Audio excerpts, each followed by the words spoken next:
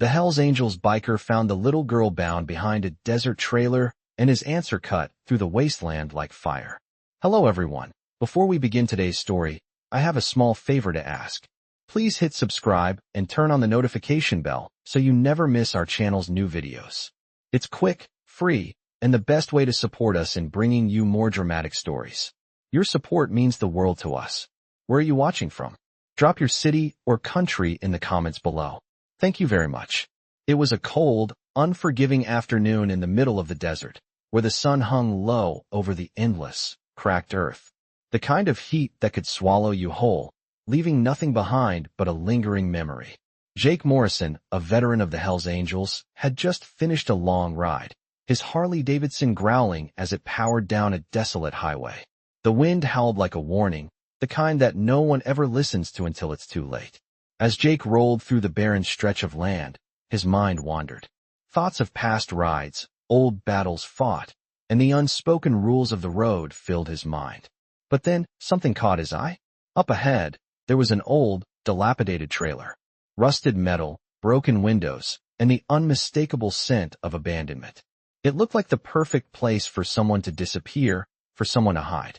As he neared the trailer, the sound of the wind seemed to die down, replaced by a faint cry. It was a desperate sound, one that cut through the silence like a knife. Jake's instincts kicked in, and without a second thought, he slowed down. He parked his bike and listened carefully. The cry came again, louder this time, filled with panic. His heart raced. Someone needed help. Moving swiftly, Jake dismounted, his boots hitting the ground with a solid thud. He moved toward the trailer, his eyes scanning the area, his mind already calculating the worst. As he rounded the corner, he saw her. A little girl, no older than 7 or 8, her hands bound tightly behind her back. She was crouched on the ground, her face streaked with dirt and tears, her eyes wide with fear. Her clothes were torn, and she was trembling from both the cold and the terror that held her captive. Jake's heart skipped a beat. This wasn't just a random act of cruelty. There was something deeper here, something darker. The girl's eyes locked onto his, and for a moment, neither of them moved. It was as if time itself had frozen. The silence between them was thick, filled with an unspoken understanding. The girl's breath came in ragged gasps, and her lips trembled as she whispered, "Please, don't hurt me." Jake felt a surge of protectiveness, the kind he hadn't felt in years. He wasn't just a biker. He wasn't just a hardened criminal. In this moment, he was something more, a protector. He knelt down slowly, his large hands moving gently toward the ropes binding her wrists. His voice, usually rough and commanding, softened. "I'm not going to hurt you. I'm going to help you." The girl didn't speak, but her eyes filled with a mixture of hope and disbelief. Jake carefully untied the ropes, his fingers steady despite the adrenaline coursing through him. As the ropes fell away, he gently helped the girl to her feet, cradling her fragile form against him. She was light, too light, as if she hadn't eaten in days. He could feel her heart racing against his chest, a tiny, terrified thing, just like the rest of her. "What's your name, kid?" Jake asked softly, his hand resting on her shoulder. "Emma," she whispered, barely audible. "Emma, you're safe now," Jake reassured her, though he wasn't sure who he was trying to convince more, her or himself. He carefully lifted her up, cradling her in his arms as he began walking back toward his bike. He knew this wasn't the end of it. There was something bigger at play here, something that wasn't going to let this go. But right now, all he cared about was getting Emma to safety. As they reached the bike, Jake paused. The weight of the situation, the weight of the responsibility he now carried, settled over him like a heavy cloak. This wasn't just about saving a child. It was about something far greater, something that would change both their lives forever. "You're not alone anymore, Emma," he muttered, his voice thick with emotion. As the engine of the Harley roared to life, Jake felt a new fire burning within him. This was just the beginning. I had just cradled Emma in my arms, my mind racing with questions.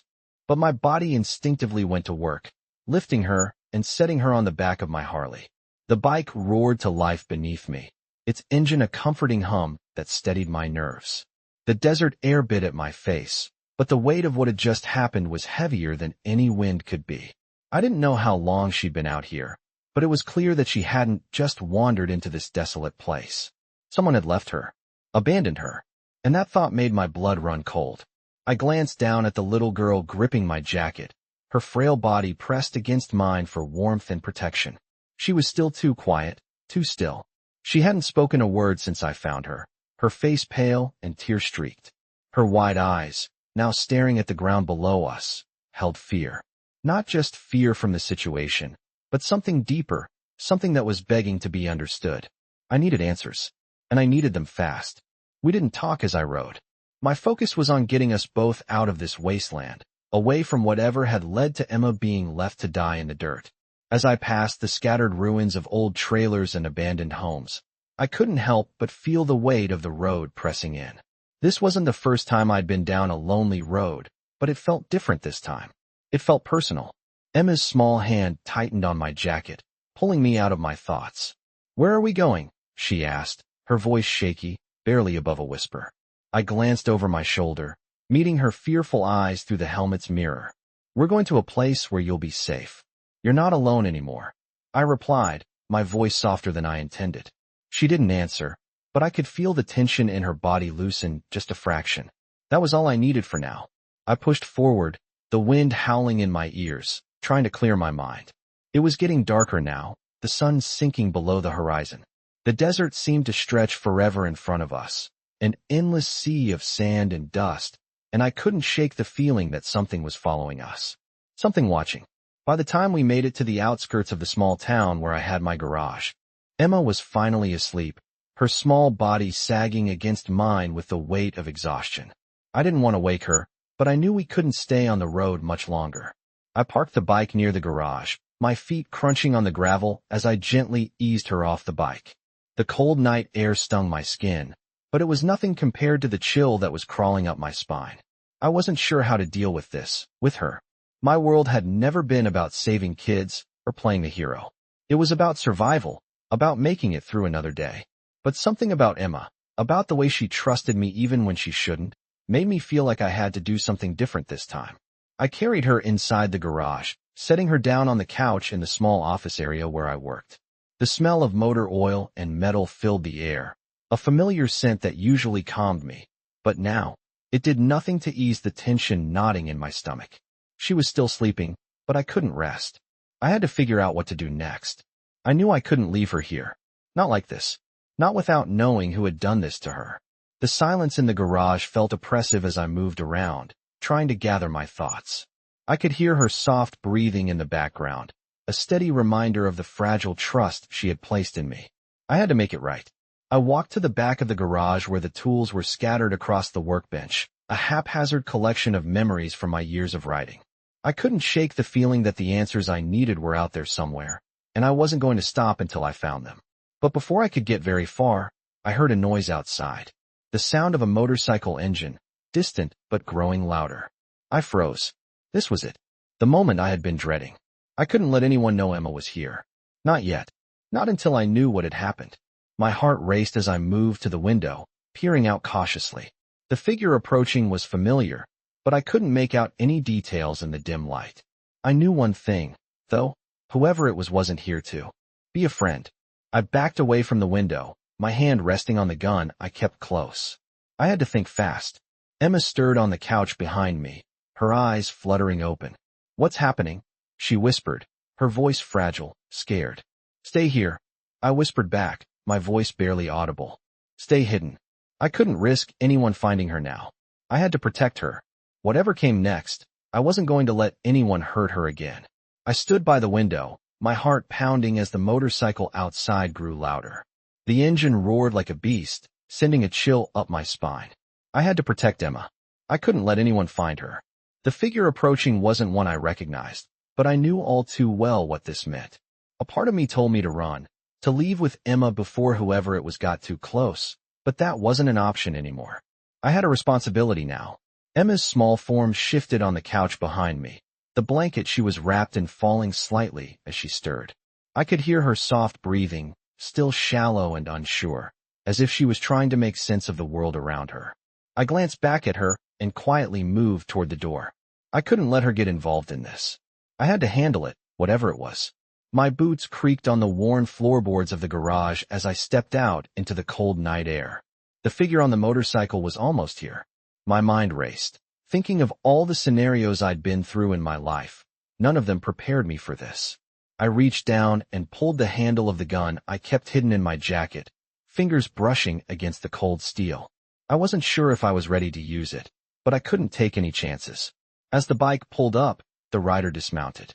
I stepped closer to the door, trying to get a glimpse of who it was.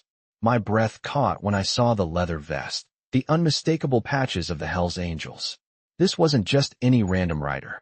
This was one of my brothers, a member from the club. But why was he here? The club hadn't been in touch with me since I left, and I wasn't sure if I was ready for any sort of reunion.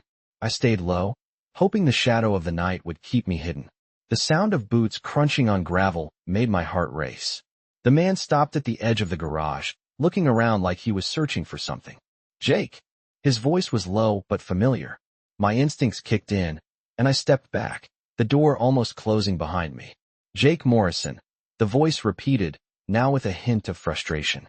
I know you're in there. The sound of the man's voice was unsettling. I hadn't heard it in years, but I recognized it instantly. It was Steele, the president of the Michigan chapter. I didn't know why he was here, but it couldn't be good. I stayed silent, thinking fast. The club wasn't a place I could just walk away from. Once you're in for life. But I had left all that behind. I wasn't sure what Steele wanted, but I wasn't about to just walk out there and face him. Not with Emma here. I could hear the faint sound of Emma moving behind me, and I knew I couldn't afford to be distracted. Jake!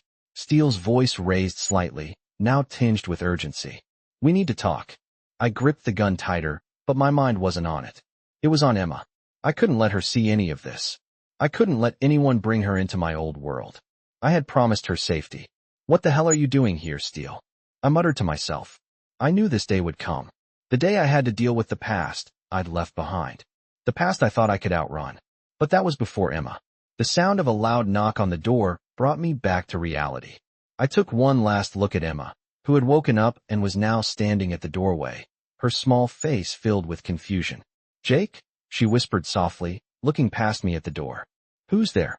Her voice was soft, fragile, and for the first time, I realized how much I wanted to protect her from everything. The knock came again, louder this time. My blood ran cold. Steele wasn't going to leave without answers, and he wasn't going to care about Emma. I had no choice. I had to face him. I took a deep breath and turned to Emma, my heart aching for what she might have to witness. Stay here, Emma. Do not come out, I said quietly, trying to keep the fear from my voice. I'm going to handle this. She looked up at me, her wide eyes filled with worry.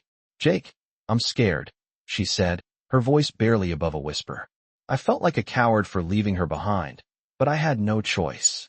It's going to be okay, I reassured her, even though I wasn't sure myself.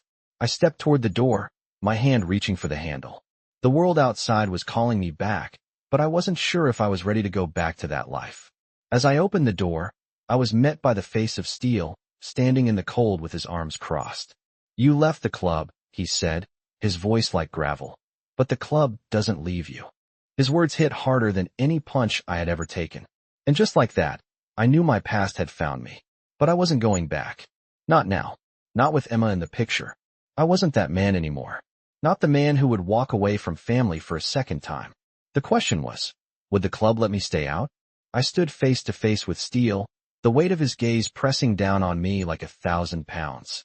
His presence was as imposing as ever, the leather vest he wore marked with patches that signified authority and fear. The club had always been his life, and his loyalty to it ran deep. But me? I had walked away from that life, a life that seemed so far removed from what I had now, a life with Emma. My hands clenched into fists at my sides, the weight of the situation pressing against my chest. I had promised Emma safety, but here I was, standing in front of the very thing I had left behind. Jake, you're not getting out, Steele said, his voice low and steady, like the rumble of a distant thunderstorm. The club never lets its members go. You know that. I stood there, the cold night air cutting through my jacket, but it didn't compare to the chill running down my spine. I'm not that man anymore, I replied, my voice steady despite the turmoil inside me. You don't get to decide. That, Steele shot back, his eyes narrowing. You left once, Jake, But you know better than anyone that the club's grip doesn't loosen. Not even for you. His words stung, a reminder of the life I had once led, the choices I had made. I thought I had escaped it, thought I had built something different. But now, with Emma in the picture, it felt like everything was coming undone. I'm done, I said firmly, taking a step back toward the garage door. I have a new life now. A better one. Steele's eyes followed me, his jaw tightening. You think running from us is going to protect you? He asked, his voice cold. You think you can just leave and everything's going to be fine? The club's not going to let this go, Jake. They never forget. I could feel the weight of his words, but it wasn't enough to change my resolve. I had made my choice, and it was a choice that didn't involve the Hells Angels. Not anymore. I'm not afraid of you, Steele, I said, meeting his gaze head on. And I'm not afraid of the club. Steele's expression didn't change, but something in his eyes flickered. He was processing, calculating. You're making a mistake, he muttered. The club will come for you. They'll come for her too. His words hit me harder than any physical blow. They weren't just a threat, they were a promise. A promise that the club wouldn't forget, that they would hunt me down if they had to. But I couldn't let that fear control me. I couldn't let Emma be dragged into my past. You don't get it, do you? I asked, my voice softer now, but still filled with conviction. This isn't just about me anymore. I've got someone I'm protecting. Steele's eyes flickered to the garage behind me, his gaze narrowing. You think you're the only one with something to lose? He said, his tone colder now. We all have something we care about. But the club comes first, Jake. Always. I shook my head, the weight of his words sinking in. I had known what I was walking away from, but I hadn't fully understood the consequences. I'm not going back, I said, my voice stronger now. Not for anything. Steele's eyes hardened, and for a moment, I thought he was going to press further, to force me back into the life I had left behind. But instead, he simply nodded, as if accepting something he had no choice but to accept. This isn't over, he said, his voice almost a whisper. The club will come for you. And when they do, don't say I didn't warn you. With that, Steele turned, his boots crunching on the gravel as he walked back to his bike. I stood there, watching him disappear into the night, my mind racing with the weight of his words. I didn't know what was coming, but I knew one thing for sure. I wasn't going to let the club take Emma or me back into that world. I had made my choice, and I was going to protect her, no matter the cost. I walked back into the garage, my mind already working on the next steps. Emma was still asleep, and I couldn't let her see what had just happened. I didn't want her to know how close we were to the edge. I didn't want her to know that the past I had tried so hard to leave behind was still clawing at the door, waiting to pull me back in. But I wasn't going back. Not without a fight. I stood there for a moment, watching her sleep, her small face peaceful despite everything that had happened.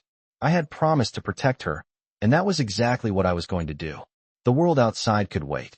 For now, it was just Emma and me, and nothing was going to take that away.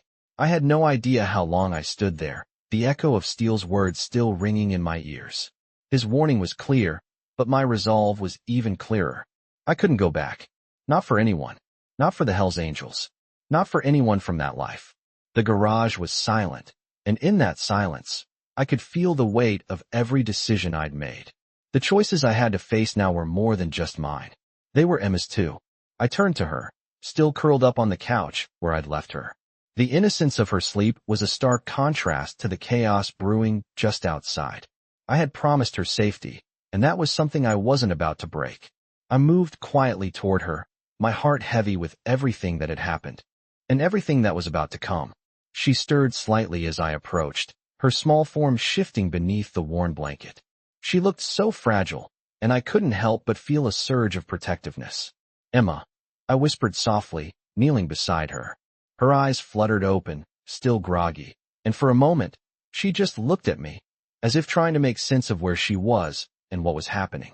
Are we safe? She asked, her voice small and uncertain. I nodded, forcing a reassuring smile, though I knew I couldn't promise her the peace she was asking for. We're safe for now, kid, I replied, my voice gruff with the weight of it all. But things are about to get complicated. She sat up slowly, her brow furrowed with confusion. What do you mean? I hesitated, not wanting to burden her with the truth of it, but I couldn't lie to her. She deserved to know. The club found me, Emma. They want me back. They think I belong to them. Her eyes widened, a flicker of fear crossing her face. But you're not going back, right? Her voice was small, pleading even, as if she needed my answer to make everything better again. I took a deep breath and nodded. No, I'm not going back. I'm done with all of that. She gave me a small, relieved smile, but I could see the doubt lingering in her eyes. She was scared. I could feel it too. I didn't know how long I could keep her safe, but I was damn well going to try. I stood up and went to the small refrigerator, pulling out a couple of cans of food. You hungry? I asked, trying to distract her from the heavy air hanging between us. She nodded, but her eyes never fully left me. What's going to happen now, Jake? I paused, my hand on the can opener, as I looked at her. I don't know, but we'll figure it out. Together. I didn't know how I was going to handle this, but I knew one thing. I wasn't going to let anyone hurt her. That meant I'd have to face the past I had tried so hard to bury. I had to go back to that world, the world I'd escaped, and find a way to end it before it dragged us both under. I couldn't let the Hell's Angels find us. I couldn't let them destroy the life we were building. The night stretched on, and as the hours passed, I found myself pacing the small confines of the garage, trying to formulate a plan. I had no backup, no allies to call on. I was on my own now, and that felt like a bitter truth to swallow. The only thing I knew for certain was that I wasn't going to let them take Emma. I wasn't going to let the past claim her innocence. But I didn't know how long I could keep running. The knock on the door broke my thoughts, and I froze, my heart leaping into my throat. I moved quietly toward the window and peered out into the dark. Another bike. Another rider. This time, I didn't have to guess. I knew who it was. It was Steele, coming back for what he thought was his. I reached for the gun, my fingers cold around the handle. I wasn't going to be taken without a fight. I didn't know if I was ready for what was coming, but I had to face it. I had to protect Emma. And no matter what happened, I wasn't going to let anyone take her from me. The past had come knocking. And now, it was time to answer. I stood by the window, my hand resting on the cold metal of the gun, my eyes locked on the distant figure approaching. Steele. The moment he arrived, everything I had been trying to protect was in jeopardy. I wasn't sure how this was going to go down, but I knew one thing for sure. I wasn't going to let him drag me back into that life. The life I had spent years trying to escape. The life that could ruin everything for Emma. I turned away from the window, glancing back at her. She was still curled up on the couch, her small form barely visible beneath the blanket I had draped over her. She had no idea what was happening, and I wasn't about to tell her. Not yet. I couldn't risk her being scared, not after everything she'd been through. Not after everything I had promised her. I moved back to the door, my mind racing. Steele was here, and there was no way around it. I couldn't just wait and hope he would leave. He was relentless, and I knew if I didn't face him now, it would only get worse. My pulse quickened as I moved toward the door. I had to protect Emma. I had to protect us both. I stepped outside, the cold desert air biting at my skin, but I didn't feel it. All I could focus on was Steele. He was standing by his bike, his eyes scanning the garage. He wasn't here for a friendly conversation. I could see the tension in his posture, the way his hands hovered near his jacket as if waiting to reach for something. I had no doubt he was armed. Hell, everyone from the club carried. Jake. Steele's voice was low, but it carried. The man knew how to make an entrance. It's time to talk. I stood my ground, the gravel beneath my boots crunching with every shift of weight. I'm done talking, I said, my voice steady despite the storm brewing inside me. You need to leave. Now. Steele took a step forward, his boots sounding heavy in the stillness of the night. You think you can just walk away from all of this? He asked, his tone sharp. You think the club's going to let you live some quiet life with that kid? The mention of Emma hit me like a punch to the gut. I didn't want her dragged into this. I wouldn't let her be used as leverage, not by Steele or anyone else. She has nothing to do with this, I said, my voice tight. This is between you and me. It always has been. Steele smirked, a look that made my blood run cold. You really think you're going to keep her out of it? He said, his eyes dark with something I couldn't quite place. You're a Hell's Angel, Jake. You don't get to just walk away from the club. I'm not that man anymore, I said, the words heavy on my tongue. I'm done with the club. Done with everything it represents. Steele stepped closer, his expression turning serious. You think you can just walk away, huh? You think the club will let you go without paying the price? I stood tall, my fists clenched at my sides. I'm not going back, Steele. I'm not your property. and I'm sure as hell not hers. Steele's eyes flickered too. The door behind me, his gaze narrowing. I warned you, he said, his voice dropping low. The club doesn't forget. You're not free. Not yet. Then you'll have to kill me to make me go back? I said, my voice low, dangerous. Steele paused, his eyes hardening. That can be arranged, he said, his voice calm, almost eerily so. But I'd rather not have to do that, Jake. You know what we're capable of. You know what happens when someone turns their back on the club. I swallowed, trying to push down the knot of fear in my stomach. I had walked away from this life, but it seemed it wasn't as easy to leave as I had hoped. Then go, I said, my voice steady but laced with an edge. Take your threats and leave. I'm done with you. Done with all of this. Steele stood still for a moment, his gaze piercing as if trying to assess me, trying to find the weakness he knew existed. But I didn't show it. I stood firm, unflinching, no matter how hard his stare became. Finally, he sighed, a long, drawn-out exhale that seemed to carry the weight of years of regret and unresolved anger. You're making a mistake, Jake, he said, his voice carrying the same calm warning. You'll regret this. Without another word, he turned and walked toward his bike.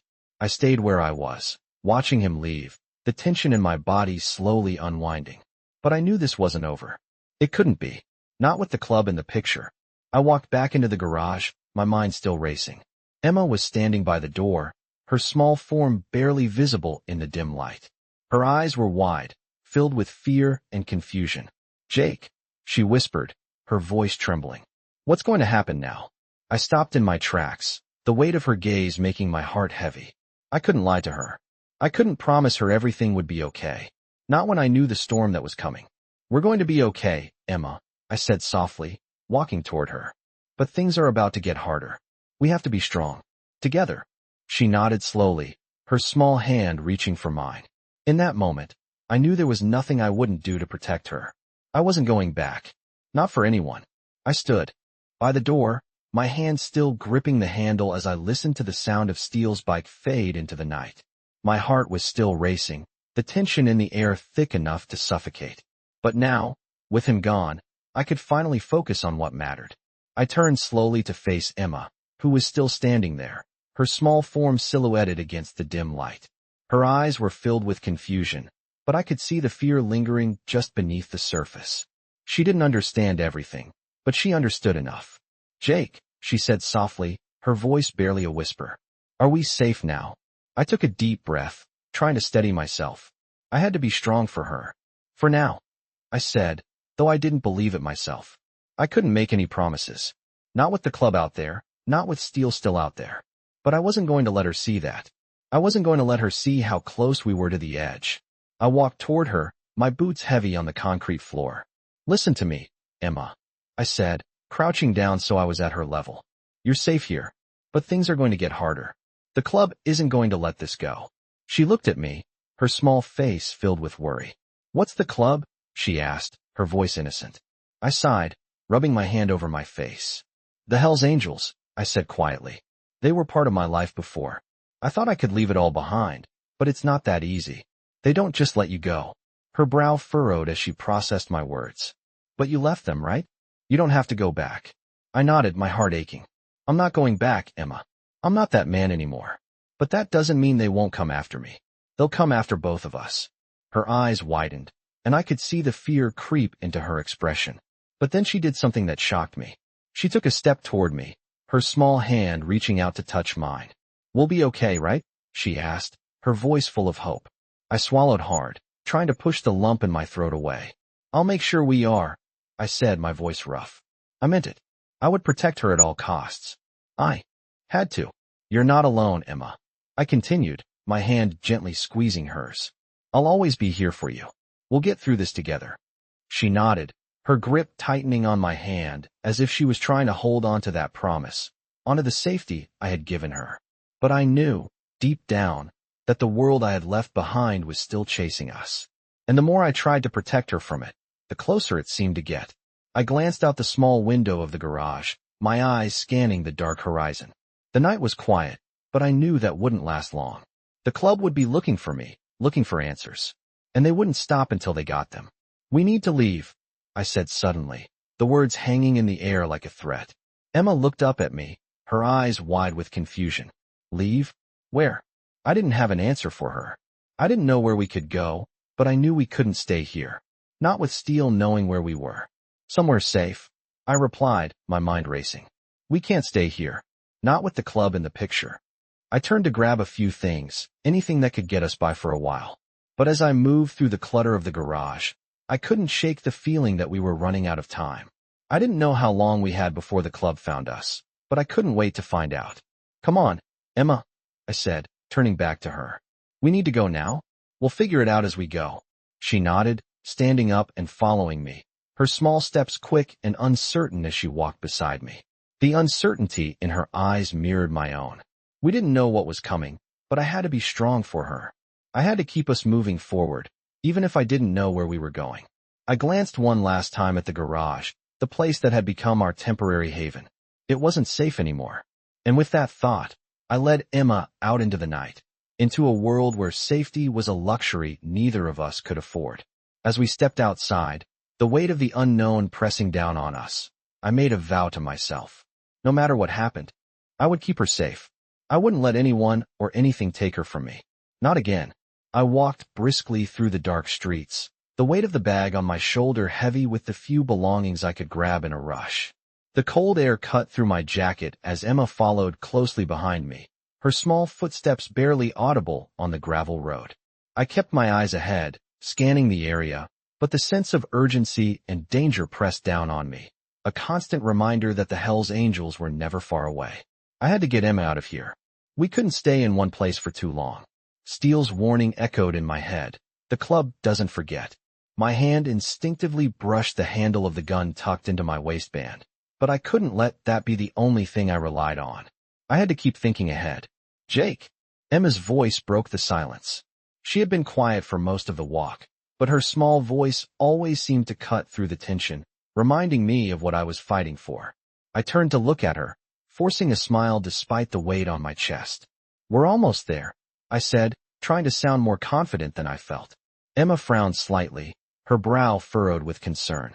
Where are we going? She asked, her small hands clutching her backpack tightly. I paused for a moment, looking down at her. Somewhere safe? I said quietly, though even I wasn't sure where that was anymore. Somewhere far away from the club. She nodded, but I could see the doubt in her eyes. She wasn't as naive as she seemed. She had picked up on the tension, on the fear in my voice. And I hated that. I hated that I couldn't shield her from all of this. We passed a few houses, their lights dimmed for the night, the streets eerily quiet. I kept my pace quick, not wanting to linger in one place for too long. As we rounded the corner, I saw the diner up ahead. It was a small, run-down place, but it would do. The owner was a friend, someone who had helped me before. I hoped they'd still be open, that they would still let me in. I reached for the door, glancing around one last time to make sure we weren't being followed. The bell above the door jingled as I pushed it open, stepping inside with Emma in tow.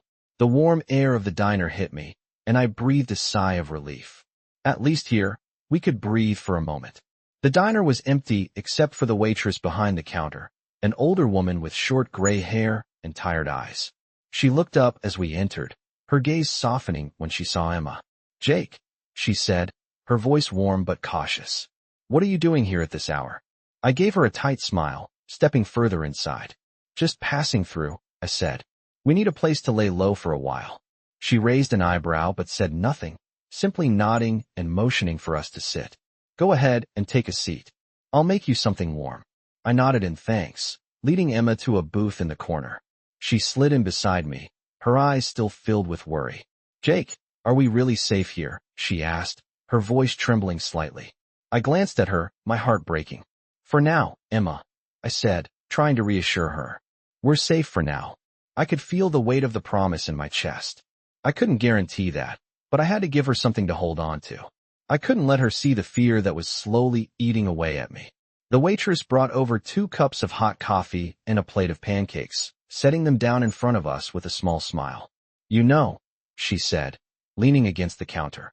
I've known you a long time. Seen you come in here with your buddies, back when you were. Well, let's just say I know your type. I didn't say anything, just took a sip of the coffee, letting the warmth fill my chest. You're running from something, aren't you?" she asked, her tone soft but knowing. I met her gaze for a moment, but didn't answer. What could I say? What could I tell her? That I was running from my past. That the Hells Angels weren't just a club, they were a family, and I had betrayed them? That I was trying to protect a little girl from a world that would tear her apart? She didn't press me further, and I was grateful for that. The last thing I needed right now was more questions. I turned to Emma, who was already eating her pancakes. Her face relaxed for the first time since we had started walking. I watched her for a moment. The way she looked so innocent, so unaware of the storm that was gathering around us. I had to protect her. I had to keep her safe, no matter what. I looked back up at the waitress. "Thank you," I said, my voice low. "I just need a place to lay low for a while. Keep my head down." She nodded, her gaze understanding. "You'll be fine here for now, Jake. But you know, the road has a way of catching up with you. Whatever you're running from, it's not just going to disappear." I knew that. I knew the road was never as forgiving as it seemed. But for now, it was all we had. "I know," I said quietly. "But I'll do whatever it takes to make sure she's safe." The waitress nodded once more, then turned to clean a glass at the sink. I leaned back in my seat, taking a deep breath. The weight of everything pressing down on me. I didn't know what would happen next, but I knew this. I wasn't going to let anyone take Emma from me. Not now, not ever. I sat there, my back pressed against the worn booth seat, staring out the small diner window into the dark night. The low hum of the diner's refrigerator and the soft clinking of dishes in the back were the only sounds that broke the silence. Emma sat across from me, her small hands wrapped around her half-empty plate, her face tired but somehow peaceful, for now. The weight of the situation was heavy, but I couldn't let her see it. I had promised her safety, and no matter how close I felt to the edge, I couldn't let that promise slip. The waitress, whose name I still didn't know, kept a quiet eye on us from behind the counter, but said nothing. She was giving us space, for now. I took a deep breath and leaned forward, trying to force the thoughts of the club and everything else that was closing in on me out of my head. "We'll stay here for the night," I said, my voice softer than usual. "Tomorrow, we'll move on." Emma didn't look up. "Where are we going tomorrow, Jake?" Her voice was barely above a whisper, and it hit me. She still had no idea what we were up against. I could tell she was scared, but she was trying to be brave, trying to act like the grown-up in the room. The truth was, I wasn't sure where we'd go next. Every road I thought about led back to danger. But I couldn't tell her that. "Not yet. We'll figure it out," I said, my tone steady, even though I felt anything but. "But for tonight, we're safe." She nodded slowly, but I could see the doubt in her eyes. She wasn't convinced. Neither was I. A part of me felt like I was living in a world of make-believe, trying to build a life where nothing could touch us. But I knew better. The club had a long reach, and no matter how hard I tried to outrun it, it would eventually catch up. I could feel the weight of that truth in my bones. I glanced back at the waitress, who was now wiping down the counter. She caught my gaze for a moment, her expression soft, almost sympathetic. It reminded me of the small town I had left behind, a place where people looked out for one another, where you could still find peace if you were lucky enough to know where to look. But peace wasn't something I was going to find anytime soon. Not with the Hells Angels on my tail. The door of the diner opened, and the sound of the bell overhead made me jump. I turned my head instinctively, my heart skipping a beat, but it was just an old man stumbling in from the cold, a regular by the looks of it. He waved at the waitress, then sat down at the counter without a word. My nerves didn't settle, though. I was still on edge, still waiting for something, anything, that would signal the danger I knew was out there. "Jake!" Emma's voice brought me back, and I turned to find her watching me, her small face full of concern. "Are you okay?" I forced a smile, but it felt hollow. "Yeah, kid.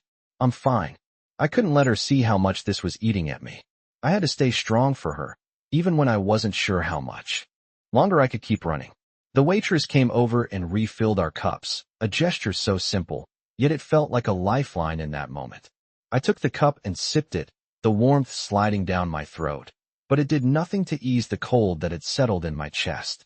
"You want me to keep the room for the night?" she asked, her voice low, almost cautious. I hesitated for a moment, considering the option. Staying here was safe for now, but I knew the club didn't care about safe.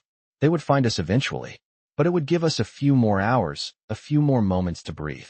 "Yeah," I finally said. "We'll stay." She nodded and walked away to take care of the register, leaving me with my thoughts and the growing unease in my stomach. Emma finished her food, and I stood, offering her my hand. "Let's get some rest," I said, trying to make it sound like everything was normal. "Tomorrow we start fresh." She took my hand and stood up, her small fingers tight around mine. I didn't know what tomorrow would bring. I didn't know where we would go next or what would happen when the club inevitably found us. But for tonight, I could give Emma the one thing I was sure of: safety. I led her toward the small room they had set aside for us, a plain, no-frills place that smelled faintly of cleaning supplies. It wasn't much, but it would do. I shut the door behind us, the lock clicking into place with a finality that made my heart ache. I sat down on the edge of the bed, my mind racing with everything I had to do, everything I had to protect. I couldn't let them take her. Not again. Emma crawled into the bed beside me, her small body curling up next to mine. I pulled the blanket over both of us, trying to shield her from the world outside. I had no answers. I had no plan. But I knew this. I wasn't going to let the past destroy everything we had. I would fight for her. For us. No matter what. As Emma drifted off to sleep, I stayed awake, my thoughts swirling in the darkness. Tomorrow, I would face the club. Tomorrow, I would face whatever came next. But for tonight, we were safe. And I would hold on to that, as long as I could. I woke up to the sound of the early morning wind, whistling through the cracks of the old building. The sunlight creeping in through the thin curtains made everything look a little too bright, a little too calm, for what was to come. I had barely slept, my mind racing with the knowledge that I couldn't run anymore. The Hell's Angels were not going to let me hide forever. I had promised Emma that we were safe, but deep down, I knew that promise was slipping away by the minute. She was still sleeping next to me, her small body curled up in the blanket, her breathing slow and steady. For now, she was safe, and that was all I could give her. But I wasn't sure for how long. The reality of the situation was starting to hit me. The club would come looking for me. I wasn't just some old member they could ignore. I had been one of them, a part of their world. And when you leave a world like that, you don't just walk away. I stood up slowly, careful not to wake her. I needed to figure out our next move. I moved quietly to the small bathroom, looking at myself in the mirror. My face was gaunt, eyes bloodshot from lack of sleep, and the weight of everything pressing down on me. The man staring back at me was a ghost of who I used to be, a man who had lost his way, a man who thought he could outrun his past. But I couldn't. I knew that now. I washed my face quickly, the cold water doing little to shake off the exhaustion. When I stepped back into the room, Emma was sitting up, rubbing her eyes. "Jake?" she asked, her voice soft and still filled with the lingering traces of sleep. "Where are we going today?" I walked over to her, forcing a smile. "We're going to keep moving," I said, trying to sound more certain than I felt. "We'll figure things out as we go." She nodded slowly, though I could see the worry in her eyes. She wasn't stupid. She knew something was off, but she was still too young to understand the full picture. I couldn't protect her from that, though. Not forever. The world we were in now didn't allow for innocence. I sat down next to her, trying to make the moment feel normal. "Hey," I said, "you still like pancakes?" She looked at me, her face lighting up with a small smile. "I love pancakes," she said, her voice tinged with excitement at the thought of something familiar.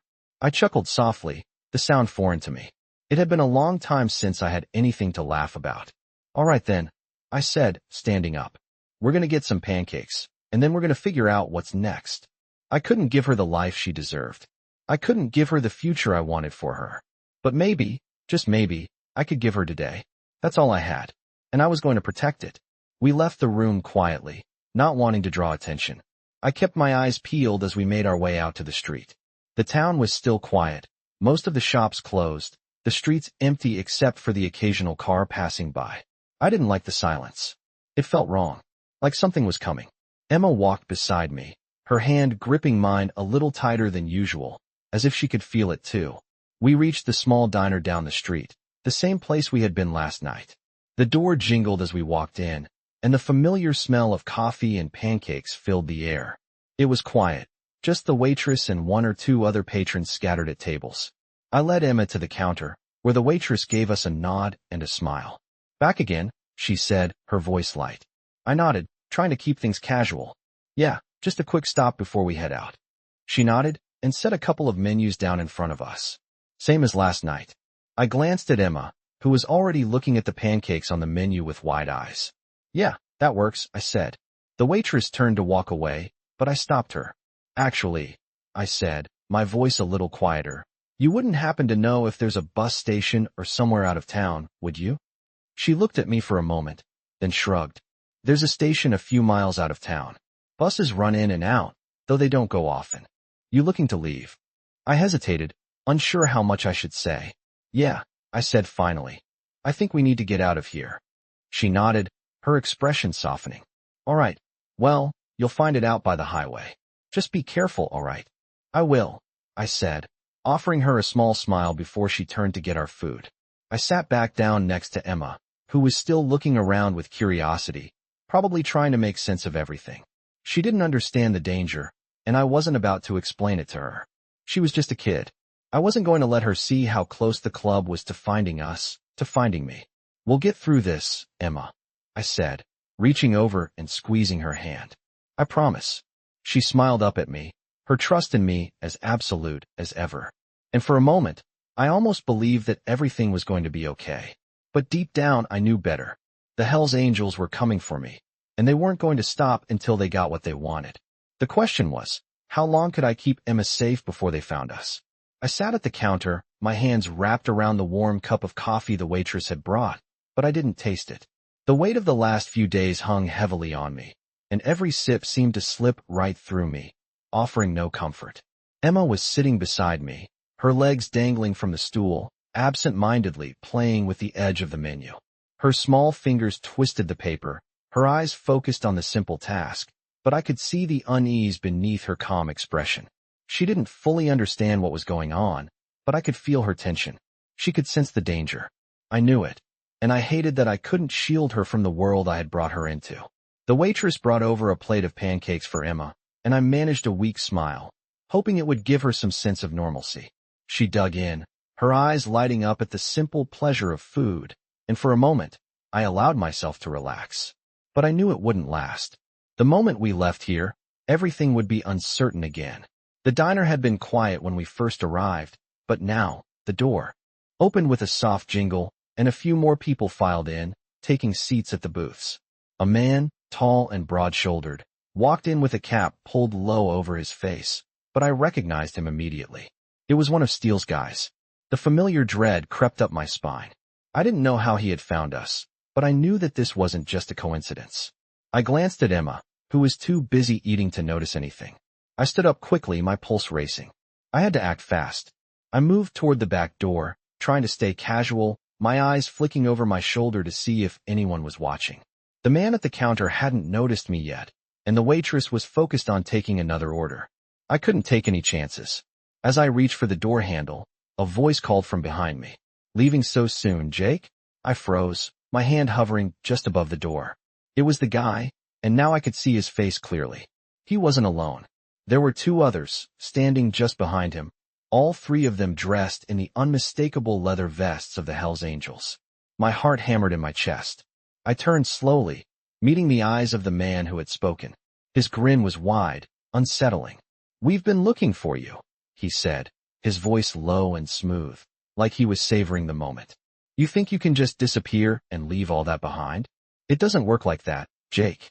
I didn't answer, my mind working over every option. I couldn't let them take Emma. I couldn't let them drag us back into that world. "I'm not going back," I said, my voice steady but cold. "You've got the wrong guy." The man's grin faltered slightly, but he recovered quickly. "No," he said, his tone now sharp. "You're the right guy. You just don't realize it yet." His eyes flicked over to the booth where Emma was still eating, unaware of what was happening. "She's with you, huh?" he asked, his voice dropping lower. "That's a real problem, Jake. You don't want to bring her into this." The threat in his voice was clear. He was testing me, pushing me to see how far I would go. And I could feel the tension building, the walls closing in on me. I couldn't let them have her. I couldn't let them hurt her. My hand tightened on the door handle, and I glanced back at Emma one more time.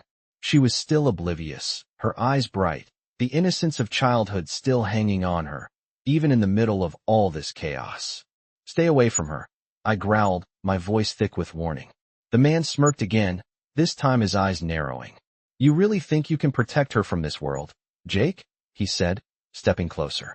We're a family, and you don't get to walk away from family. I knew what he meant. I had been part of that family, once. A part of the Hells Angels, a part of their rules, their brutal loyalty. But I wasn't that man anymore. I couldn't be. I had made my choice, and I wasn't going back. I'm not afraid of you, I said, my voice hard now. And I won't let you hurt her. I turned toward the door again, but the man's hand shot out, grabbing my arm in a vice grip.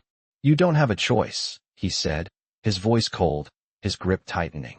We'll make sure you come back. One way or another. I didn't hesitate. I swung my elbow back into his gut with all my strength, feeling his grip loosen as he gasped for air. I moved quickly, pushing the door open and grabbing Emma's hand. Let's go, I said urgently, pulling her toward the door. She looked up at me, confused, but didn't ask questions. She could feel it now. The danger. The urgency. We rushed out into the alley behind the diner, and I turned to look down the street, scanning for any sign of pursuit. The guy hadn't followed us yet, but I knew it wouldn't be long. We need to get out of here, I said, my voice firm. Stay close. Emma didn't argue. She simply nodded, her hand gripping mine tightly, as we moved quickly down the alley. I could hear the faint sound of footsteps behind us, and I knew it was only a matter of time before they came for us. The world I had tried to leave was closing in, and now, I had to make sure that Emma was safe. I wasn't going to lose her. Not like this. I could feel the urgency of the situation in every step I took, the pounding of my heart matching the quick rhythm of my feet as I pulled Emma through the narrow alleyway. The sound of pursuit was close now. I didn't need to turn around to know the Hells Angels were following us. I could hear the crunch of boots on gravel, the sound that haunted me from the past. But this time, I wasn't going to let it define me. I wasn't going to let them drag me back into their world, and I sure as hell wasn't going to let them take Emma. I could feel her small hand gripping mine tighter, her steps matching mine as we sprinted. I could hear her breathing, shallow and quick, her little legs struggling to keep up with my longer strides. But she didn't fall behind. I didn't know if she understood the full weight of what was happening, but I could feel her fear, and it made every step I took more desperate. The alley opened up into a wider street, and I glanced over my shoulder. The figures were closing in on us, their silhouettes barely visible in the dim light of the street lamps. I had to think fast. Emma, stay close, I said, my voice low and steady, but filled with the urgency of the moment. We're going to keep moving, okay? She didn't say anything, but I felt her grip tighten on my hand, her small face full of resolve. We ran down the street, past darkened houses and abandoned cars, my mind racing with options, none of them good. I had no backup, no way out of this. The Hells Angels were relentless.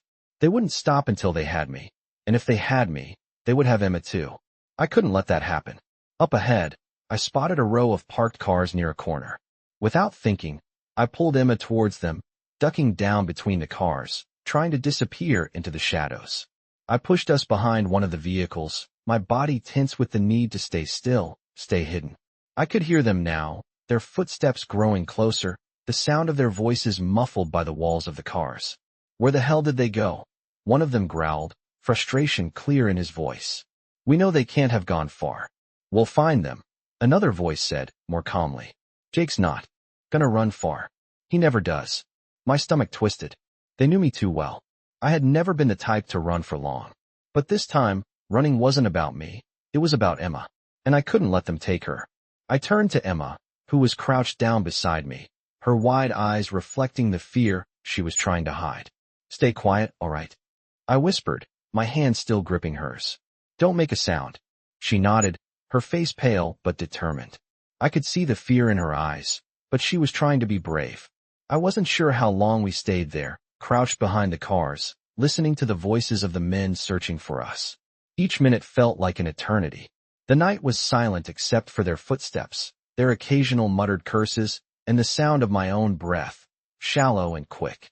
I could hear my heart pounding in my ears, and I couldn't stop the thoughts racing through my mind. What if they found us? What if I couldn't keep her safe? I clenched my jaw and took a deep breath. I had to stay calm. Emma needed me to stay calm. The footsteps finally started to fade, and I waited a few more minutes before I dared to move. Slowly, carefully, I peeked out from behind the car, trying to catch a glimpse of the street. The figures were still in the distance, talking among themselves, moving further away from us. I grabbed Emma's hand again, pulling her gently toward the other side of the street. "Come on," I whispered. "We've got to move. Now." We crept from car to car, staying low, keeping to the shadows. I didn't know where we were going, but we couldn't stay here. I had to get her out of this town, out of the reach of the Hells Angels. The more distance we could put between us, the better. As we neared the end of the block, I saw a light in the distance, an old gas station, its neon sign flickering weakly in the dark. It wasn't much, but it was a place to regroup. "We'll stop there," I said, more to myself than to Emma. She nodded silently, her hand still firmly gripped in mine as we moved quickly toward the station. My mind raced, going over every possible escape route I could think of. I knew I had to get us out of here before they realized we had slipped away. We crossed the street, staying close to the buildings as much as possible. The gas station wasn't far now, just a few more steps. But then I heard it again, the sound of footsteps, closer this time, unmistakably familiar. They were back. The Hells Angels weren't done with me yet. They weren't going to let us go that easily. My heart skipped a beat. We were trapped. I pulled Emma toward the gas station, but as we rounded the corner, I froze. There was nowhere to hide now. There was no way out. I was on the edge, and I could feel the weight of what was about to happen bearing down on me. I wasn't going to let them take her. Not without a fight. Not ever. I stood frozen, the sound of footsteps closing in around us, the weight of the moment settling in. Emma's small hand was still tightly clutching mine, her face a mixture of fear and trust. I could feel her trembling beside me, her wide eyes scanning the street, searching for any sign of escape. But there was nowhere to run. The Hells Angels had us cornered, and I knew they wouldn't stop until they had me, until they had both of us. I glanced at Emma one last time, my heart heavy with the knowledge that I had failed to keep her completely safe. My only goal now was to protect her, no matter the cost. I wasn't going to let them take her. "Stay close," I whispered to her, my voice calm despite the storm of thoughts in my head. She nodded, her grip tightening on my hand. We couldn't make it to the gas station now. We couldn't risk getting caught out in the open. My mind raced, calculating every possible way to escape, but everything seemed to lead to the same dead end. I had no backup. I had no plan B. All I had was my training, my instincts. I pulled Emma into an alley between two rundown buildings, the darkness swallowing us whole. The footsteps grew louder, and I could feel the tension in the air as the bikers got closer. I wasn't going down without a fight. "Whatever happens, don't move," I said, my voice firm. "I'll handle this." Emma looked up at me, her face full of fear, but she didn't question me. She trusted me, and that was the only thing keeping me together right now. I crouched down, pulling Emma close to my chest, hiding her from view. My heart was pounding, the adrenaline making everything feel like it was happening in slow motion. I could hear their voices now, their laughter and taunts cutting through the stillness of the night. They were close. Too close. "Where the hell did they go?" one of them called out. I know they didn't get far. I gritted my teeth, trying to steady my breathing. They hadn't spotted us yet, but it wouldn't be long. "They're hiding somewhere," another voice said, much closer now. "Check the alleyways. I know they're here." My mind worked frantically, looking for an exit. The alley stretched ahead, narrow and dark, but at the end, I could see the dim light of the street ahead. It was our only chance. I stood up slowly, keeping Emma close to me, my hand still firmly gripping hers. "We're going to make a run for it," I said, my voice low. "When I say go, we run. Don't look back. Just run." Emma nodded, her face pale but determined. I could see the fear in her eyes, but I could also see the trust.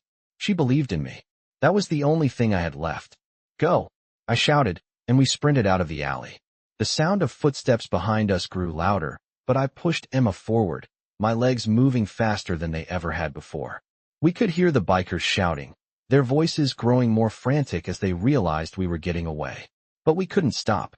Not until we were out of their reach. We ran, my lungs burning with every breath, the cold night air stinging my face. Emma was right beside me, her small legs pumping as fast as they could.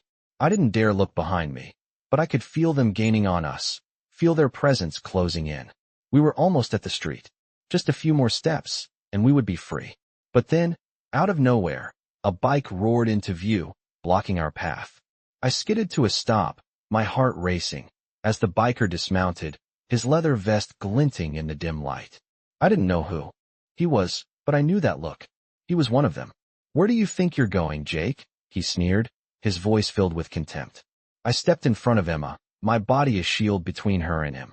"We're not going anywhere with you," I growled. "Stay out of this." The biker laughed, his grin wide and malicious. "This doesn't concern you anymore, Jake. You don't get to walk away from the club." I could feel the rage building in me, the fight or flight instinct kicking in. But I wasn't going to run. Not anymore. I had to protect Emma. I could feel her trembling behind me, but I wouldn't let her see how scared I was. I said, "Stay out of this." I repeated, my voice steady, though my body was coiled tight, ready to strike. The biker took a step forward, his hand resting on the handle of his gun. "You think you're some hero now? You're nothing, Jake. Just another traitor." My eyes flicked to Emma, still hidden behind me, still watching. I couldn't let this man, or anyone else, get to her. I had to end this now. With one swift motion, I lunged at the biker, knocking him to the ground. The gun slipped from his hand, but before I could grab it, the other bikers came rushing at me from behind. The world erupted into chaos, and I was caught in the middle of it. My fists flew, hitting anything I could reach, but I was outnumbered. I could feel the weight of everything crashing down on me. The past, the club, the life I had left behind. All of it was coming back, and it wasn't going to let me go. But I wasn't going down without a fight. Not now. Not ever. And as I fought, I heard Emma's voice, small but clear, shouting from behind me. "Jake!" She was scared. I could hear it. I couldn't let her see this. Not now. Not ever. In these intense and gripping Hell Angels stories, we follow the journey of a former Hells Angels member who finds himself trying to escape a past he can't outrun. The story takes you through his efforts to protect a young girl, Emma, from the dangerous world of the Hells Angels. As they run from the relentless pursuit of the club, this tale delves deep into the complexities of loyalty, survival, and redemption. Along the way, the reader is immersed in the raw emotions of a man trying to change his ways, all while facing the unyielding pressure from those he once called brothers. The Hell Angels stories show how a man can try to walk away from the dark past, but the consequences of his decisions catch up with him in unexpected ways.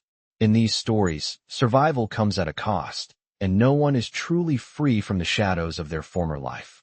If you've ever wondered what it's like to be caught between a new life and the dangerous grip of a powerful brotherhood, these Hell Angels stories will keep you on the edge of your seat.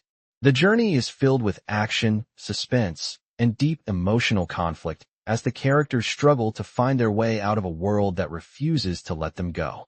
The Hell Angels stories not only offer an intense narrative, but also provide a window into the internal battles of a man torn between loyalty and the need for redemption.